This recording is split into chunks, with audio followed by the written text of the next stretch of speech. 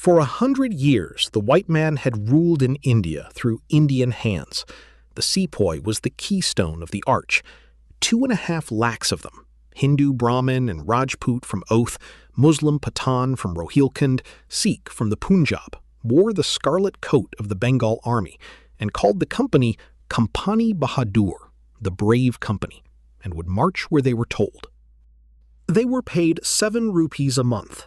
They went home on furlough to their villages each year and were the men of consequence there, the men whose word was law in the panchayat, whose sons would also become sepoys.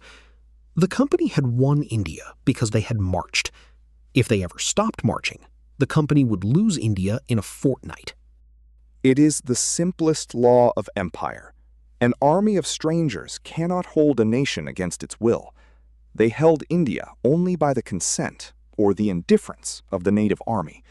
Once that indifference broke, no force on earth could save them in time. In the cold spring of 1857, the indifference broke. It broke over a Hindu prophecy, over a Muslim grievance, over a clerk's annexation of Oudh, over a rumor about a rifle bullet.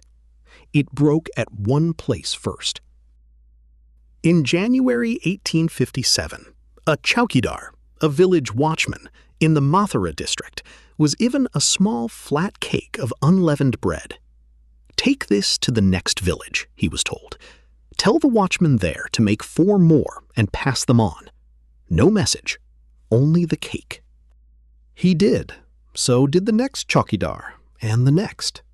Within 10 days, the chupattis had traversed 200 miles of Doab, the great fertile plain between the Ganges and the Jumna. No one would say who had started them. No one would say what they meant. The English magistrates noted them in their dispatches and shook their heads. "It is a sign, Sahib. The mother of cakes has spoken. Something is coming." What was coming, no one would say, but everyone, from Lahore to Calcutta, knew. In every bazaar, a fakir prophesied. In every regimental lines, a rumor passed at lamplight. The 100 years since the Battle of Plassey would be up that summer. The century of British rule was completing itself. A second century had not been promised. Later historians would cool the romance. Kim Wagner, tracing the chupattis to their source, found no hidden message and no central hand. The cakes had most likely begun as a folk charm against cholera near Indore and spread by reflex, their arrival in 1857 a coincidence a nervous country read as an omen. No conspiracy was ever proven, and the unease itself was uneven. The Punjab through which the cakes passed would within weeks raise its regiments for the company, not against it. But omens need not be true to move men, and the men they moved were enough. Late in 1856, the Enfield rifle had reached the cantonments. It was a beautiful weapon, long, true, accurate at half a mile where the old Brown Bess had missed at 50 paces. To load it, the soldier tore the end off the paper cartridge with his teeth, poured the powder, and rammed home the bullet. The paper was greased for waterproofing, for the smooth passage of the ball. At the depot at Dum Dum in January, a low-caste Lascar, a laborer, asked a Brahmin Sepoy for water from his loda. The Sepoy refused. His caste forbade him to share. The Lascar laughed. "You will lose your caste anyway. The cartridges are smeared with the fat of the cow and the fat of the pig. You will bite both on the same day. There will be no Brahmin and no Muslim. Only one caste, the caste of Christ." The Brahmin went silent. He told his comrades that night. They told the next regiment.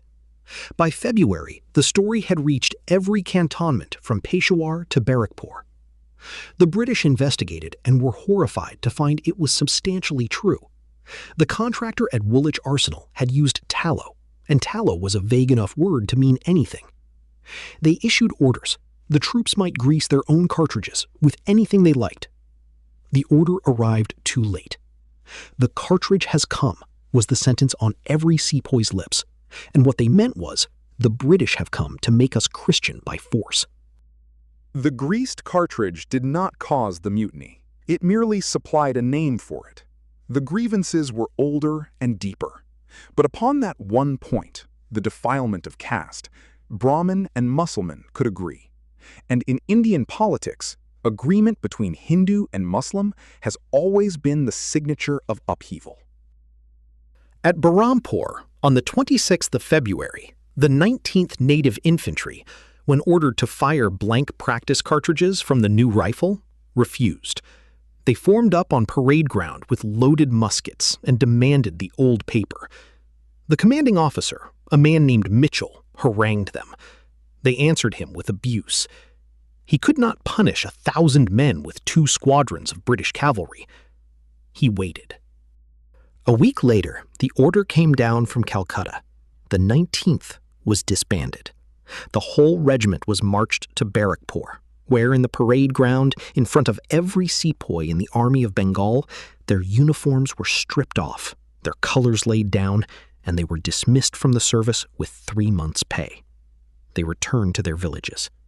They returned with the new knowledge that the sepoys of a whole regiment could refuse the company and walk away with their lives. The lesson was watched by the 34th Native Infantry at Barrackpore.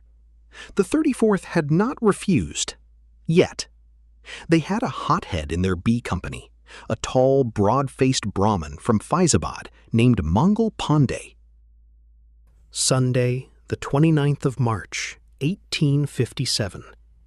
The parade ground at Barrackpore is empty in the heat of the afternoon. Most of the European officers are at dinner. A few sepoys lie under the bell trees. Out of the lines walks Mangal Pandey, his musket loaded, his bayonet fixed, a bottle of bhang in his stomach, and the resolution of a man who has decided not to live until evening. He shouts across the Maidan. The Europeans are coming for us. They will defile our caste. The cartridges are upon us. Come out, brothers! Come out and fight! Why do you sit in your barracks like women? The sergeant major, an Englishman named Hewson, hears him and runs from the guardhouse. Mangal Pandey turns and fires. The ball misses Hewson, but kills his horse. The adjutant, Lieutenant Baugh, gallops up. Mangal Pandey shoots his horse out from under him, draws his tulwar, and slashes Baugh across the neck and shoulder. The 2 Englishmen fall back. The quarter guard of 25 sepoys watches. They do nothing. Seize him! Seize that man! I order you to seize him! A Muslim sepoy named Sheikh Pultu, only he, runs in and grabs Mangal Pandey by the arm. The rest stand by. The guard's commander, Jemadar Ishwari Prasad, refuses to call them out. "We will not turn on our brother," he tells the Englishman with his eyes. Mangal Pandey, seeing the game lost, presses his musket muzzle to his own breast and pulls the trigger with his toe. The ball goes through his coat and his chest, but misses the heart. He falls bleeding on the parade ground. He is dragged to the hospital. He is tried by a court of 7 sepoys, for the British still pretend that this is a matter of military discipline only, and convicted. They ask him who put him up to it. He will not answer. I did this thing alone. The company has demanded my caste. I have answered.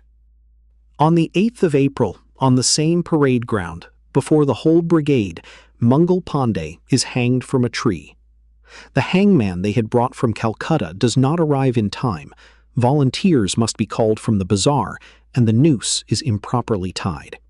He takes 6 minutes to die. On the 21st of April, Ishwari Prasad, the Jemadar of the guard who would not order the seizure, is hanged on the same tree.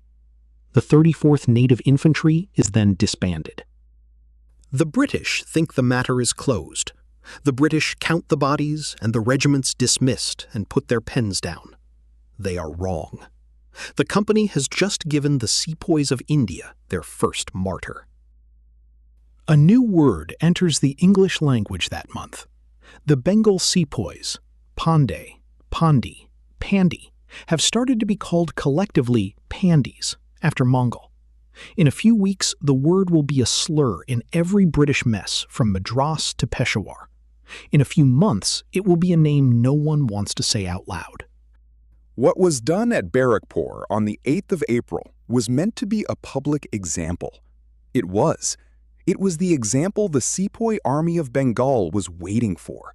From that hanging proceeded, by a chain no one then traced, the rising at Meerut, the proclamation at Delhi, the siege at Lucknow, and every grave that would be dug between the Sutlej and the Hooghly through the burning summer of 1857. They thought they had killed a mutineer. They had lit a fuse. The bung-drunk Brahmin who walked alone onto a Sunday parade ground had set a country in motion. The fuse was burning. The first big magazine on its route was a cantonment 40 miles northeast of Delhi, where 85 cavalrymen had also been ordered to bite the new Cartridge. The cantonment's name was Meerut. The date the fuse was due to reach it was the 9th of May.